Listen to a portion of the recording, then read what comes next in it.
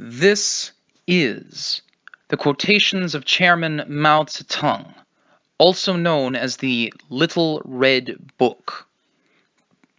Chapter 24, Ideological Self-Cultivation. Even if we achieve gigantic successes in our work, there is no reason whatsoever to feel conceited and arrogant. Modesty helps one to go forward, whereas conceit makes one lag behind. This is a truth we must always bear in mind. Quotation from the opening address at the 8th National Congress of the Communist Party of China, September 15th, 1956. With victory, certain moods may grow within the party: arrogance, the airs of self-styled hero, inertia, and unwillingness to make progress, the love of pleasure and distaste for continued hard living. With victory, the people will be grateful to us, and the bourgeoisie will come forward to flatter us. It has been proved that the enemy cannot conquer us by force of arms. However, the flattery of the bourgeoisie may conquer the weak-willed in our ranks. There may be some communists who were not conquered by enemies with guns, and were worthy of the name of heroes for standing up to these enemies, but who cannot withstand sugar-coated bullets. They will be defeated by sugar-coated bullets. We must guard against such a situation. Quotation from a report to the Second Plenary Session of the 7th Central Committee of the Communist Party of China, March 5th, 1949. Selected Works, Volume 4, page 374. I suppose that makes sense. He's warding against a charm offensive. Perfectly sensible. Continuing. Many things may become baggage, may become encumbrances, if we cling to them blindly and uncritically. Let us take some illustrations. Having made mistakes, you may feel that, come what may, you are saddled with them, and so become dispirited. If you have not made mistakes, you may feel that you are free from error, and so become conceited. Lack of achievement in work may breed pessimism and depression, while achievement may breed pride and arrogance. A comrade with a short record of struggle may shirk responsibility on this account, while a veteran may become opinionated because of his long record of struggle. Workers and peasant comrades, because of pride in their class origin, may look down upon intellectuals, while intellectuals, because they have a certain amount of knowledge, may look down upon worker and peasant comrades. Any specialized skill may be capitalized on, and so may lead to arrogance and contempt of others. Everyone's age may become ground for conceit. Even one's age may become grounds for conceit. The young, because they are bright and capable, may look down upon the old, and the old, because they are rich in experience, may look down upon the young. All such things become encumbrances or baggage if there is no critical awareness of them. Quotation from Our Study and the Current Situation, April 12, 1944. Selected Works, Volume 3, page 173. Some comrades in our army have become arrogant and high-handed in their behavior towards the soldiers, the people, the government, and the party, always blaming the comrades doing local work, but never themselves, always seeing their own achievements, but never their own shortcomings, and always welcoming flattery, but never criticism. The army must endeavor to eradicate these faults. Quotation from Get Organized, November 29th, 1943. Selected Works, Volume 3, page 159. Hard work is like a load placed before us, challenging us to shoulder it. Some loads are light, some heavy. Some people prefer the light to the heavy. They pick the light and shove the heavy burden onto others. That is not a good attitude. Some comrades are different. They leave ease and comfort to others, and take up the heavy loads themselves. They are the first to bear hardships, and the last to enjoy comforts. They are good comrades. We should all learn from their communist spirit. Quotation from On the Chongqing Negotiations, October 17th, 1945. Selected Works, Volume 4, page 58. There are not a few people who are irresponsible in their work, preferring the light to the heavy, shoving the heavy loads onto others, and choosing the easy ones for themselves. At every turn, they think of themselves before others. When they make some small contribution, they swell with pride and brag about it for fear that others will not know. They feel no warmth towards comrades and the people, but are cold, indifferent, and apathetic. In fact, such people are not true communists, or at least cannot be counted as, such people are not communists, or cannot at least be counted as true communists. Quotation from In Memory of Norman Bethune, December 21st, 1939. Selected Works, Volume 2, pp. 337-38. Those who assert this kind of independence are usually wedded to the doctrine of me first, and are generally wrong on the question of the relationship between the individual and the party. Although in words they profess respect for the party, in practice they put themselves first and the party second. Comrade Louis Shaoqi once said of certain people that they have unusually long arms and are very clever in looking after their own interests, but pay little heed to the interests of others and of the party as a whole. What's mine is mine, and what's yours is mine too. In brackets, loud laughter. What are these people after? They are after fame and position and want to be in the limelight.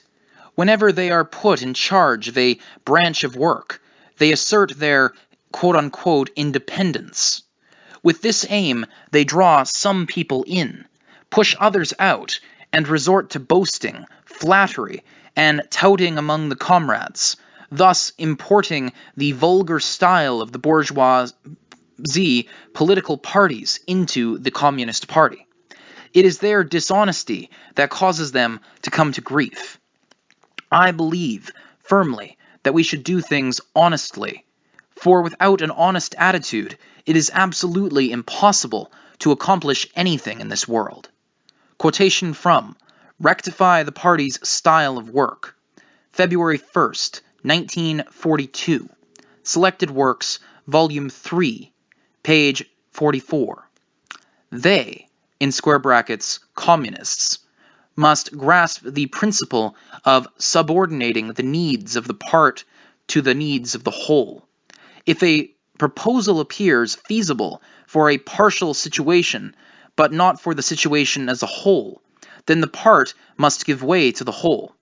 Conversely, if the proposal is not feasible for the part, but is feasible in the light of the situation as a whole, again, the part must give way to the whole. This is what is meant by considering the situation as a whole. Quotation from The Role of the Chinese Communist Party in the National War, October 1938. Selected Works, Volume 2, page 201. Pleasure-seeking. In the Red Army, there are also quite a few people whose individualism finds expression in pleasure-seeking. They always hope that their unit will march into big cities. They want to go there, not to work, but to enjoy themselves. The last thing they want is to work in the red areas where life is hard. On correcting mistaken ideas in the party, December 1929.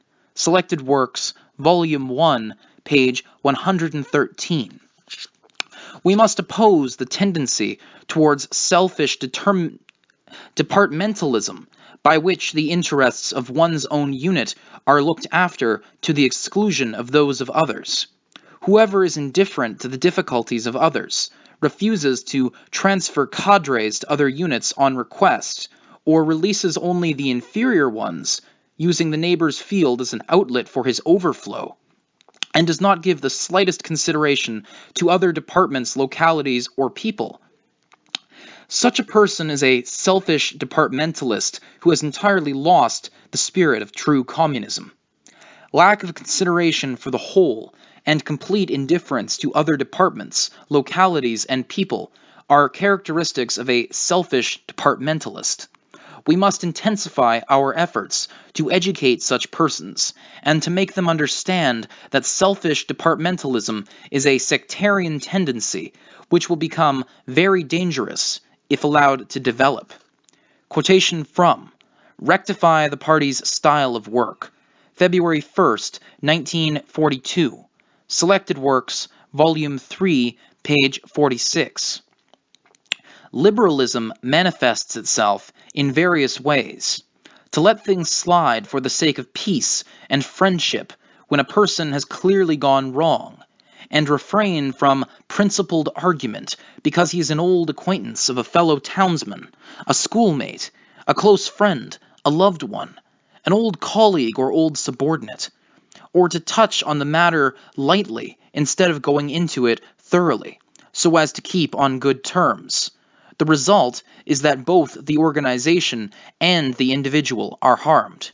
This is one type of liberalism. To indulge in irresponsible criticism in private instead of actively putting forward one's suggestions to the organization.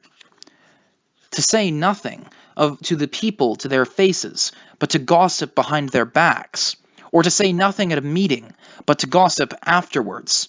To show no regard at all for the principles of collective life, but to follow one's own inclination.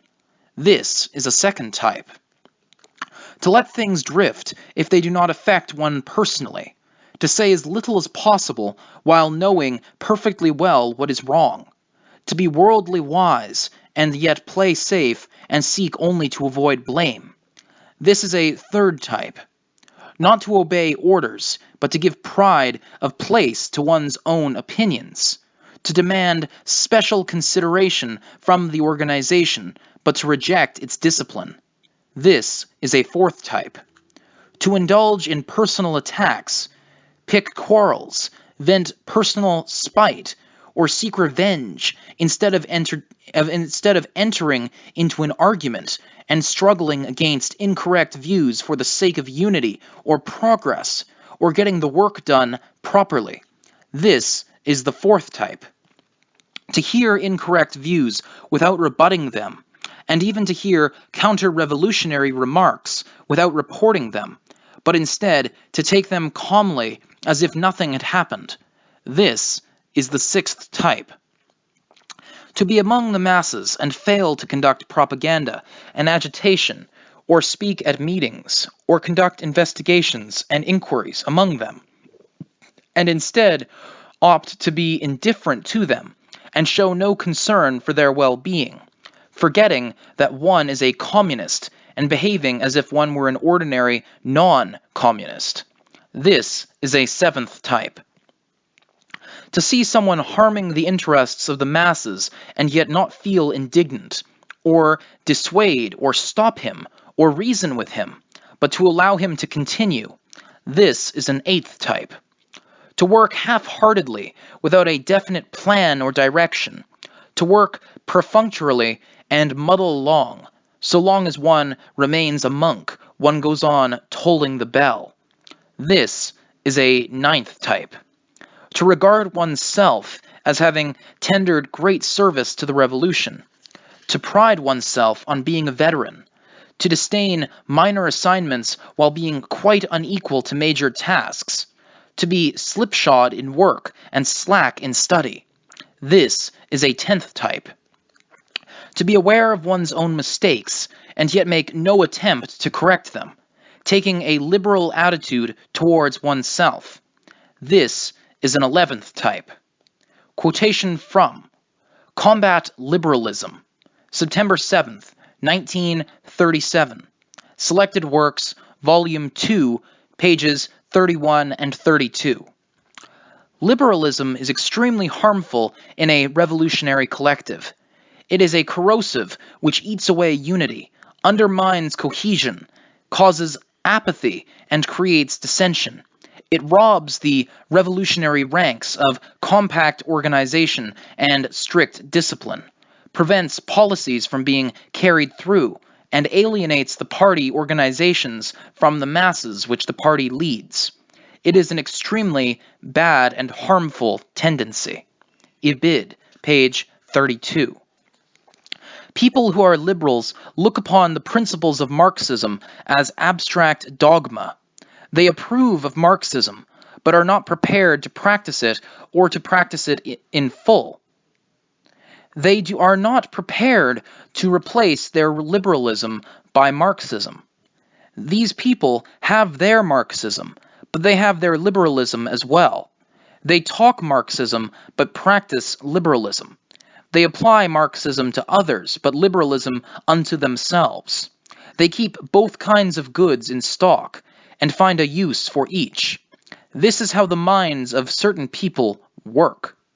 Ibid, pages 32 and 33, which means this too comes from Combat Liberalism, circa September 7th, 1937. The people's state protects the people only when the people have such a state.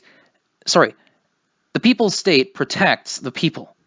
Only when the people have such a state can they educate and remold themselves by democratic methods on a countrywide scale, with everyone taking part, and shake off the influence of domestic and foreign reactionaries, which, in brackets here, which is still very strong, will survive for a long time and cannot be quickly destroyed. Rid themselves of the bad habits and ideas acquired in the old society, not allow themselves to be led astray by the reactionaries, and continue to advance towards a socialist and communist society. Quotation from On the People's Democratic Dictatorship, June 30th, 1949.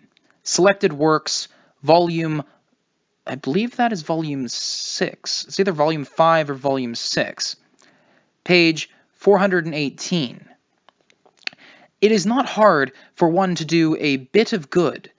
What is hard is to do good all one's life and never do anything bad, to act consistently in the interests of the broad masses, the young people, and the revolution, and to engage in arduous struggle for decades on end. That is the hardest thing of all. Quotation from A Message of Greetings on the 60th birthday of Comrade Wu Yu-chang, January 15th, 1940. This concludes Chapter 24. Chapter 25, Unity, will be enclosed in the following video of this series. Thank you for joining us, and have a wonderful evening.